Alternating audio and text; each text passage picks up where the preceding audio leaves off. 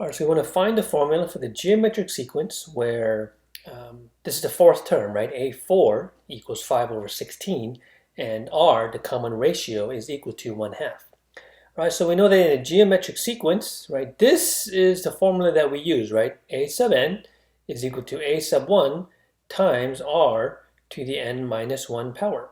You notice that we're given R, which is good, right? But we're also given the fourth term, right? So we can say that A4, right? So in this case, n is equal to 4, right? So A4, which is 5 over 16, is equal to A1 times 1/2 to the 4 minus 1 power. Notice by doing so, when we solve this, right, we're actually solving for A1, right? So by plugging these in, we can actually find the first term of this sequence, okay? So we get 5 over 16 is equal to A1. Now 1/2 to the third power, right? This becomes 1/2 times 1/2 times 1/2, which is 1/8. Okay?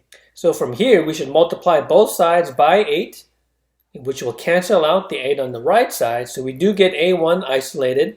Here, right, we can just cross cancel here, and we end up with A1, which equal to 5 over 2, right? So that means that the first term of this particular sequence is 5 over 2, right? So now that will allow us to give us the actual equation of the sequence, right? So A sub n is going to equal 5 over 2, which is A1, right, times 1/2 to the n minus 1 power, right? So this, we could find A7, we can find A3 if we wanted to, we can find A10 using this formula that satisfied these conditions here.